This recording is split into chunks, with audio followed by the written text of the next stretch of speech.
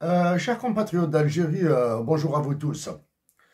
Mon message s'adresse à Saïd Chengriha et à tous les officiers supérieurs et généraux d'Algérie.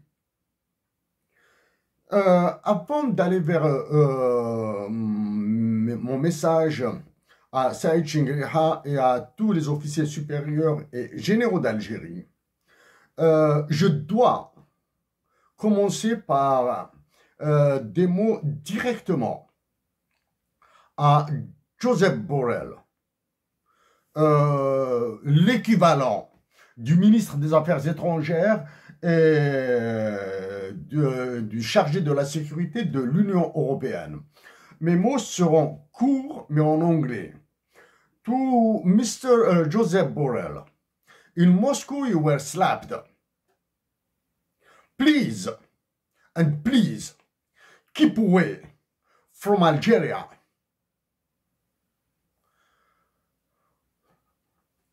Ce qui se passe actuellement en Algérie relève des affaires de plusieurs satans et de plusieurs diables à la fois.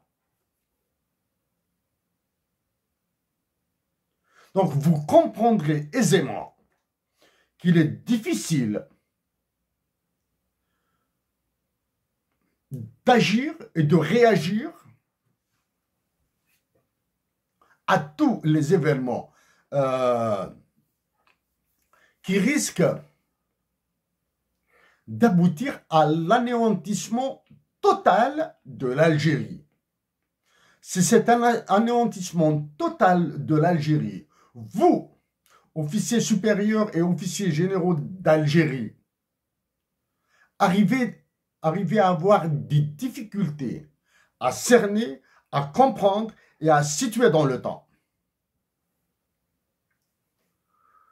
J'avais l'intention de travailler en profondeur la relation de l'État algérien, et non de l'Algérie, et non de la patrie Algérie, et non des patriotes algériens avec le FMI et la Banque mondiale, l'OCDE, et accessoirement l'Union européenne.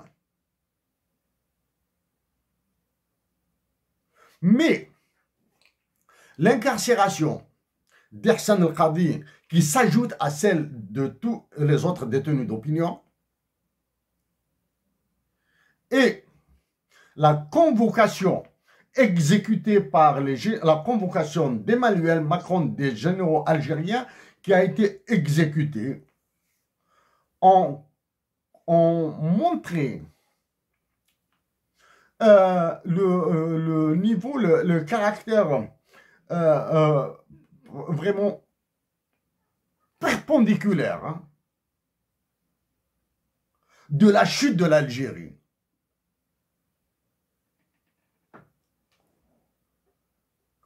Juste pour vous situer un tout petit peu où je me situais, c'est-à-dire j'avais planifié d'agir en faveur de ma patrie, de travailler honnêtement en faveur de ma patrie. Et je vous suggère à tous les officiers supérieurs, à tous les généraux algériens, quand je dis tous les officiers supérieurs, tous les généraux algériens, je sous-entends par là ceux qui sont d'actifs, qui sont encore en service, et ceux qui sont retraités. De s'alimenter en lecture simple. Lecture simple. Voici un document qui s'appelle The Washington Consensus, an Overview. C'est un chapitre qui n'est pas long là. Hein? C'est un chapitre de 26 pages. Il est en anglais, bien sûr. Je vous suggère de le lire, ou du moins d'organiser des thématiques, des débats autour de ce texte. 26 pages, c'est 2 fois rien. Par des des économistes, par des juristes.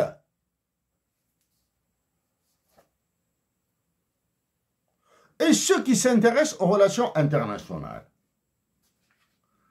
Ils vous expliqueront publiquement des conférences, puisque vous avez l'habitude d'organiser des séminaires sur les terres rares, etc. Organisez un séminaire sur ça. Ensuite, ça c'est un document un peu plus balèze. Un document plus balèze, c'est un document de la Banque mondiale qui est public. Il s'appelle The Washington Consensus, Assessing a Damaged Brand by Nancy Birdsall, Augusto de la Torre and Felipe Valencia Caicedo. Il date de 2010, il est récent. 2010. C'est un texte un peu plus long, un peu plus sophistiqué, de 40 pages. Bon, référence bibliographique incluse, bien sûr, de 40 pages. Sauf que ce texte est d'une opinion et d'une position idéologique opposée à celui-ci. Ce texte est opposé à celui-ci. OK?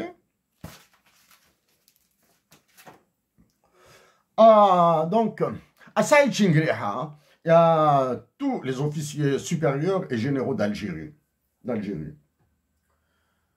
Après les mots de Joseph Borrell, je commencerai par vous rappeler qu'en 2019, je me suis adressé au précédent chef d'état-major.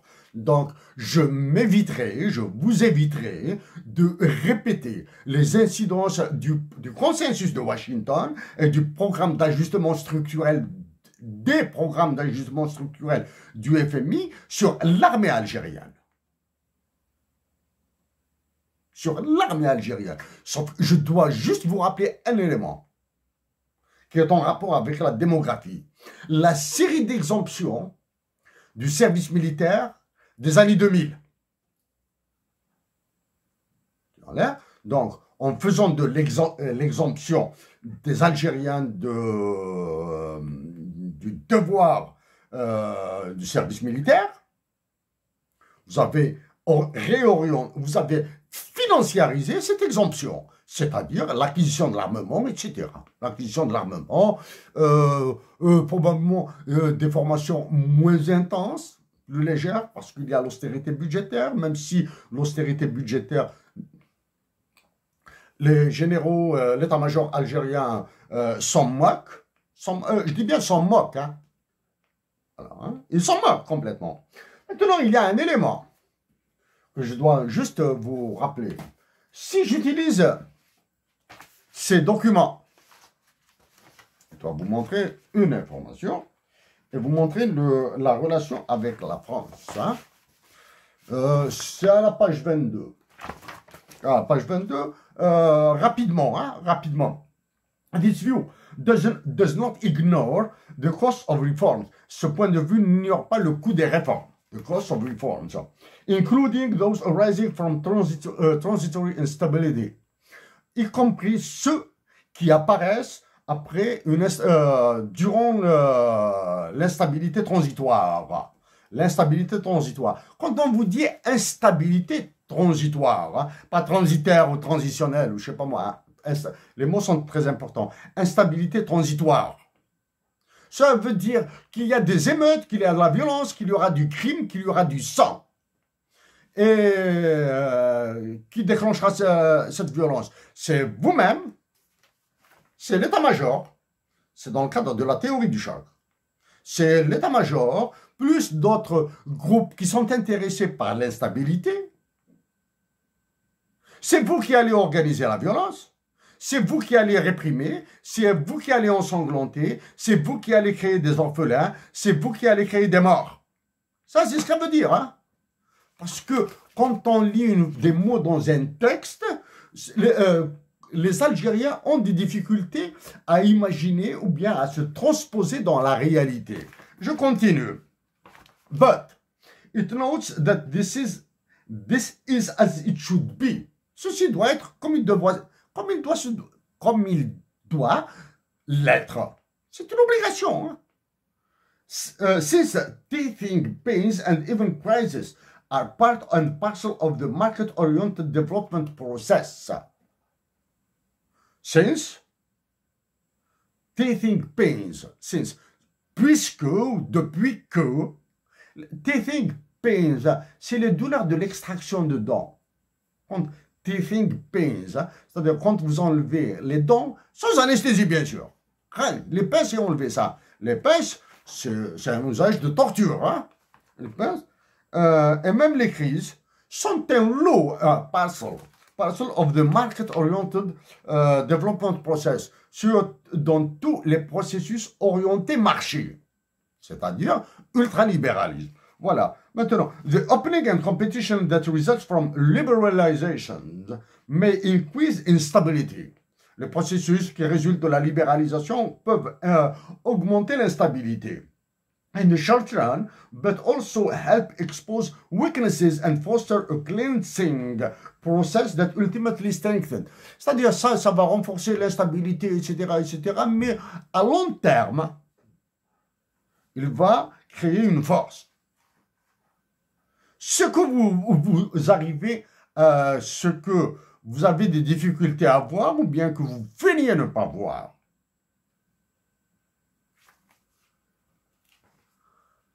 c'est increase instability, augmente l'instabilité. C'est le processus de gestion de l'instabilité. L'instabilité algérienne dure depuis 1989. OK? L'instabilité algérienne dure depuis 1989. C'est-à-dire les années 90, les années 2000, les années 2010 et les années 2020 maintenant. Là, hein. Ça fait 34 ans que l'instabilité, c'est ça que vous avez des difficultés à imaginer. Bon, je passe sur ça. Maintenant, qui est l'auteur de ça? Ça, ils ont cité, c'est-à-dire les auteurs de ce document, de la Banque mondiale. Hein. J'ai donné leur nom, bon, j'ai jeté un coup d'œil. Il s'agit, entre autres, de Haillon. Qui est Haillon? Qui est Haillon? Il s'agit de Philippe Haillon, un Français, économiste de renom. Qu'est-ce qu'il a de particulier? C'est lui le concepteur du programme économique d'Emmanuel Macron. OK? Qu'est-ce qu'il a de particulier aussi, Philippe Haillon?